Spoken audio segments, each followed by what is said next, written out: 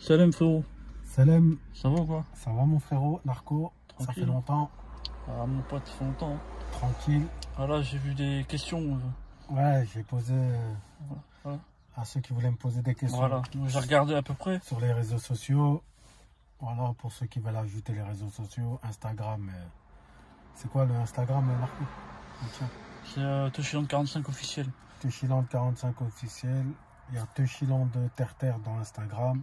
Snap, Touchi Gangster. Et Facebook, il y a Karim Benzetla et Karim Mrapé. Karim Kelim Adili. Mais on est plus sur Benzetla.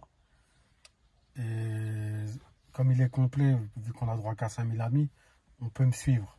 Ceux qui veulent le suivre, bah, ils suivent. Voilà. Ouais, c'est un abonnement. Allez sur Insta, allez partout. Sur Snap, Toshi Gangster. Voilà. Et on a posé quelques questions à nos supporters. Ouais. On en a retenu 7 questions qui étaient intéressantes. C'est Narco qui les a retenues avec moi. Et voilà, on va y répondre le plus sincèrement possible. Vas-y. La première question c'est, tu penses arrêter le rap quand? Quand je pense arrêter le rap, franchement, j'ai voulu déjà arrêter le rap depuis longtemps, mais c'est un peu comme des aides. On a repris, on réécoute des sons, il y a des instrus. Et vu que on raconte notre vie, ça évolue, donc c'est dur de répondre à cette question, mais je vais y répondre. Déjà, je voulais arrêter après le film, mais non. En fait, compte, non, on va faire autre chose encore. Peut-être un livre et peut-être une série, tu vois. Inch'Allah. Je suis en train de réfléchir à ça. Et une émission, mais pas différente d'En Direct du Terre-Terre, mais une autre émission. Mais je suis en train de réfléchir, en fait. On va voir comment on va faire ça. Et bon, au fur et à mesure, bah, je vais peut-être diminuer et plus faire des séries, des trucs comme ça, je pense, tu vois. Ça va être un peu ce sens-là, tu vois. Mais pas arrêter complètement à l'arrêt, tu vois. Voilà, pour répondre à la question. Ok. Il y en a une autre. À quand tu vas admettre que les incompétents sont pas tous pareils? Allez, tu sais. Celle-là, Allez bien, allez bien. Les incompétents sont pas tous pareils. Bah, tu sais, j'ai répondu à cette question. J'ai répondu à cette question avec le frère qui était venu, comment il s'appelait là, qui a fait le reportage là, au quartier, ghetto là, banlieue. Écho des banlieues. Écho des banlieues, le frérot écolé de banlieue, qui vient du 9-2, big up à lui, Écho des banlieues. Il nous a un peu posé ce style de questions, on a un peu répondu dedans. Donc pour répondre à cette question, ce sera déjà dedans, mais je vais y répondre quand même. Les incompétents, pas tous les mêmes. Non, pas tous les mêmes. Parce que il y en a qui font le bien, tu vois. Et moi, je trouve dommage qu'on a plus mis les mauvais que les bons en chef, tu vois, en cadre supérieur. En fait, c'est les mauvais qu'il y a. C'est pour ça que 80% c'est des mauvais. Il y a peut-être 20% de bons. Ils auraient dû mettre plus 80% de bons et peut-être les 20% de mauvais. Et c'est ça qui fait qu'en sorte qu'on mélange tout. Et même moi, j'avoue que j'ai mélangé des choses peut-être, tu vois. Peut-être je m'en suis pris à des policiers qui sont droits, tu vois, des incompétents qui sont droits. On ne dira pas que c'est des incompétents, c'est des compétents. Mais ils ont plus mis l'incompétence, on voit plus l'incompétence que la compétence. Voilà, tu vois.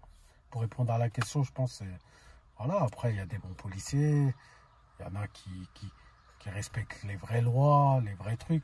Mais de toute façon, on a vu, hein, il n'y a pas longtemps, toutes les bavures, ça continue. Et c'est le discours que j'ai depuis 12 ans qu'on rappe. Depuis ici de secours, bah, c'est toujours la même chose parce que c'est toujours les mêmes qu'on met en avant. Voilà, c'est ça le problème de la justice et de la police. C'est tout. Après, bien sûr qu'il y a des bons incompétents. En ce moment, il n'y en a pas des bons avec les bavures qu'il y a. Ouais, voilà. C'est pour ça l'écho des banlieues, c'était un peu sur ce truc-là. On a répondu. De toute façon, on a bien répondu dedans. Et il y aura d'autres réponses là-dedans parce que je ne peux pas vous donner les mêmes réponses. C'est normal parce que je vais donner une actualité. Donc, regardez quand Écho des banlieues sortira, son documentaire, ça va être très très intéressant sur le rap et sur tout ce qui est police, etc. Voilà, Ok. pour répondre à la question. On va passer à la troisième. C'est quoi qui t'a donné envie de faire du rap? C'est quoi qui m'a donné envie de faire du rap? Bah, c'est les autres rappeurs. Comment je peux te dire ça? C'est, tu sais, à un moment, j'écoutais du rap hardcore, tu vois, comme NTM, IAM. Il y avait, tu sais, que du rap de rue, j'écoutais. Sniper. euh, il y avait plein de rappeurs. Mafia Free, Lunatic. Après, j'ai écouté Cynic, L.I.M.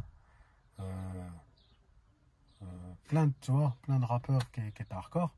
Après, bah, ça s'est arrêté. Tu vois, le premier que j'ai découvert, NTM, IAM, tout ça, bah, il n'y a plus, tu sais, ils avaient arrêté un bon moment. Tous les rappeurs à l'ancienne, Ministère Hammer, tout ça, tu vois. Comme ils avaient arrêté, et il n'y avait plus de rap hardcore, tu vois. Ouais. Donc, il y a eu du rap commercial après. Il y a eu du rap commercial, ils faisaient du bling-bling américain. Donc, il devait avoir du rap hardcore, tu vois, pour pas qu'il s'éteint. Et c'est pour ça que on m'a vu rejoindre son premier clip d'L.I.M qu'on avait fait avec 45 terroristes. Après, on avait fait avec Larsen. Après, on a fait ici de secours. Il y avait TLF aussi qui sont restés. Et j'ai plus suivi ce mouvement-là et resté pour pas que le rap hardcore s'éteint. C'est pour ça. En fait, bah voilà. C'est comme ça, c'est pour ça. Il y a des trucs à dire, la rue, elle a des trucs à dire. Il faut pas qu'elle s'éteigne, tu vois, Ouais. pour répondre à cette question. Ok, on va passer à la quatrième. Ouais. Musicalement parlant, quelle a été ta source d'inspiration à tes débuts?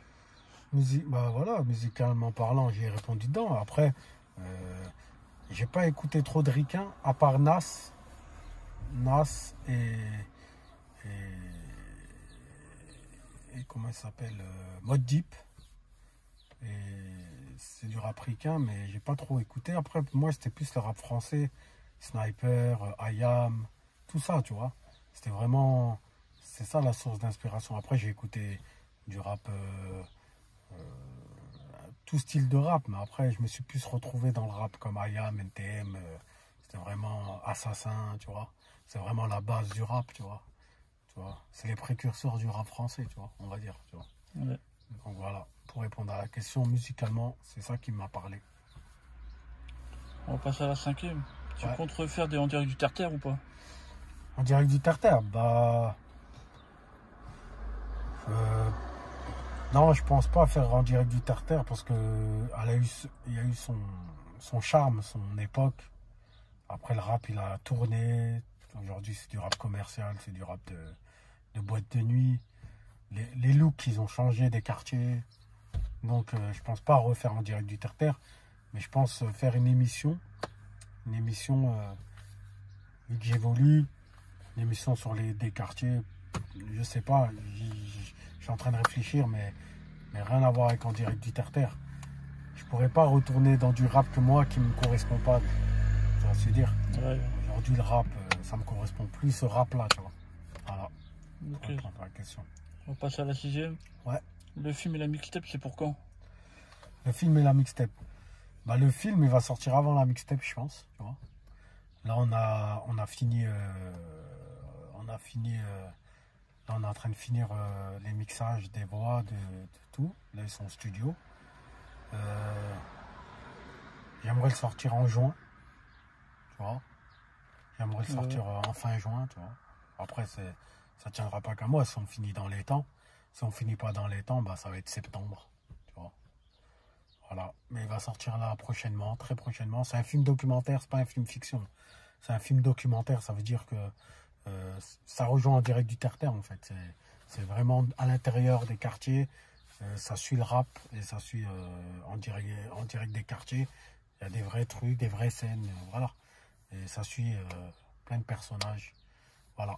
Ok, et pour la mixtape? La mixtape, on avait fini. On est en train de voir qu'est-ce qu'on va sortir, qu'est-ce qu'on va garder. Là, on doit faire des autres inédits et finir les refrains. Déjà, avec toi, Narco, on a un son à finir. Ouais. On doit le finir tous les jours. Mais après, tu as vu, je peux pas faire de tout. On peut pas tout faire à la fois. J'aurais bien voulu la sortir fin d'année, tu vois, ou 2021, je pense, tu vois. Je pense 2021, c'est bien, tu vois. Ouais. Le temps que le film il sort, ça laisse un peu de marge et après on sort la mixtape. Et après, bah, je pense faire un album avec Raman, Malfaiteur, tu vois. Et l'album Touchiland, tu vois, pour terminer tout ça, tu vois. Il y a à peu près combien d'invités dans la mixtape? Mixtape, il y a 57 tout-terrain, il y a Isno, il y a. Comment il s'appelle c'est toi qui rappelle avec Isno, son. Comment il s'appelle Storm G. Storm G, dédicace à Storm G. Il y a. Il y en a plein, hein, il y a plein de gens. Hein. Il y a Babas du 9-4. Il y a des frères du 9-4 des autres. Il y a plein de featuring. Hein. Il y a des frères de Suisse dedans. Il doit y avoir plus de feats que de rap Touchiland. On a plus mis en avant les featuring dans la mixtape. Ok. On passe à la 7ème, la dernière. Ouais. Lequel de tes sons t'a le plus marqué? Lequel de mes sons qui m'a plus marqué? J'ai 3-4 sons qui m'ont plus marqué, je vais te les dire. La peste, tu vois ce que je veux dire? Ouais. Le son La Peste, parce que le son La Peste, déjà, c'est deux univers différents. Les personnes, je les ai rencontrées chez Stéphane au studio. On s'est rencontrés, on a discuté, ils ne savaient pas que je faisais de la musique. Moi, je savais parce qu'ils allaient au studio, mais ils ne me connaissaient pas. On a discuté, donc il y a eu une entente. Et moi, comme j'aime bien les trucs piano, les trucs comme ça, je me suis dit pourquoi pas, on pourrait faire un son. Et ça a donné un beau clip, tu vois. Moi, personnellement, c'est un son que je l'ai dit dans mon dernier son, 45 vérités. J'ai dû écrire, réécrire pour faire le son La Peste, tu vois. Parce que, à l'origine, c'était un son qu'on devait faire que sur le racisme anti-arabe. Et moi, j'ai décidé de le faire sur les blancs, parce qu'il y a aussi les arabes ou les noirs qui n'aiment pas les blancs. Donc, ça a fait un contraste et ça, je pense, ça a bien donné. Pour ceux qui n'ont pas écouté, le son, bah, je leur donne envie d'écouter. Allez l'écouter, c'est un très bon morceau. Et c'est un défi pour moi, parce que des fois aussi, vu que mon public, c'est du rap hardcore, du rap, tu vois, tu connais nos instrus, piano, tout ça, violon, tout ça, et vu qu'il débite, là, il n'y avait pas de beat, il n'y avait rien, c'était juste un piano classique, tout ça. C'était un défi pour moi, tu vois. Ce son-là, franchement, il m'est resté souvent dans la tête. Après, deuxième son qui m'est resté, c'est Laisse-moi me foncer. Parce que c'est une instru, c'est mon cousin qui me l'a ramené et m'a donné un défi. Il m'a dit, ça aussi c'était un défi pour moi. Il m'a dit, tiens, fais une instru guitare là, acoustique et fais un son. C'était un défi entre moi et mon cousin. Et il fallait que j'écrive sur ça. Et moi, j'aime pas écrire sur des instrus qui me correspondent pas. Donc, j'ai trouvé le thème, j'ai dit laisse-moi me foncer. Parce que même si les gens, ils m'en veulent, ils croiront que je suis fonce-dé dans le son. C'est pour ça que je l'ai écrit comme ça, de cette façon. Et ça a donné ce thème-là. Et je le dis à la fin que je fume pas, tu vois. Et c'était pour plus faire un petit délire, tu vois. Voilà, c'était ça. Ça, c'était chaud à écrire. Et c'était vraiment le deuxième son qui m'est resté. Et le troisième son, c'est Vécu dans le noir. Vécu dans le noir, parce que c'est un son... Déjà, ça se voit que je l'ai écrit sincèrement, vraiment sincèrement. Ça vient quand j'étais jeune, quand je suis allé en Algérie, tout ça, le terrorisme. Tu vois, j'ai perdu des gens, des voisins, des gens de la famille, tu vois. C'était vraiment un truc qui m'a touché étant jeune, tu vois, qui m'est resté marqué. Et c'est peut-être pour ça aussi que les incompétents dans France, je ne les vois pas comme en Algérie. Parce qu'ils venaient chez nous, en Algérie, avec l'armée, tu vois ce que je veux dire. Par hélico, ils venaient chercher les gens, tu vois, pour les enfermer et tout, pour pas qu'ils vont voter, tu vois. C'était une corruption. En fait, ils venaient, je me rappelle, c'était venu chez ma grand-mère, et ils avaient piétiné tout le monde, frère, tu vois ce que je veux dire. Tu vois. Ouais. Et c'était vraiment... quand je voyais le fourgon, bah moi je voyais des chars en Algérie, tu comprends ce que je veux dire. C'est pour ça que quand je voyais le fourgon, moi je m'en foutais. Je voyais les mecs du quartier se sauver, moi je restais. C'est un peu un esprit de guerre. Souvent, même il y a des frères qui viennent du Zaïre, tout ça, du Congo, ils n'ont pas trop peur. Parce qu'ils connaissent ça, la guerre, tu vois. Tu vois, les Tchétchènes aussi, tu vois. Quand tu vois des trucs qui sont hardcore, bah, la France, pour toi, c'est tranquille, tu vois ce que je veux dire. Pour ça, peut-être que cette peur-là envers les incompétents, je ne l'ai pas. Et après, bah, Vécu dans le noir, fallait qu'il raconte mon histoire, tu vois. Ouais. Et c'était vraiment après aussi pour ceux qui sont morts de terroristes, pour faire comprendre que c'est pas le bon islam. Si c'est certains musulmans, si on dit que c'est des musulmans, c'est pas des musulmans. Les musulmans, ils tuent pas, c'est un message de paix. L'islam, c'est la paix, c'est pas la guerre, tu vois. Voilà. Pour répondre, ça c'est un son aussi qui était dur à écrire. Et le quatrième, bah moi, c'est même pas mon son. Le quatrième, c'est le son à DZ. Comment il s'appelle? Lettre à mon petit frère. Ouais. Je pense qu'il l'a écrit de la même sorte que moi. Et c'est un son qui me reste. Je l'écoute souvent. Et c'est un bon son, il devrait le clipper. Je lui ai toujours dit, on devrait le clipper. Pourquoi pas, tu vois. Et voilà. Pour ceux qui ont aimé son son, c'est Lettre à mon petit frère et Big Up au frère au DZ. Ça meurt pas. Voilà. Pour répondre. Et toi, t'as pas de questions, quoi, Narco, comme non, ça? moi j'ai improvisé là. Tu vois, j'ai rajouté des petits trucs, tu vois. Bah voilà, pour répondre, j'espère que ça a répondu à tout le monde. Est-ce que tu as un petit mot de la fin pour les supporters? Bah, mot de la fin, bah ouais, comme toujours. Ça meurt pas. Touchiland, on est ensemble. À la vie, à la mort. Pas de racisme. Prochain clip bientôt. On verra c'est lequel, on sait pas encore.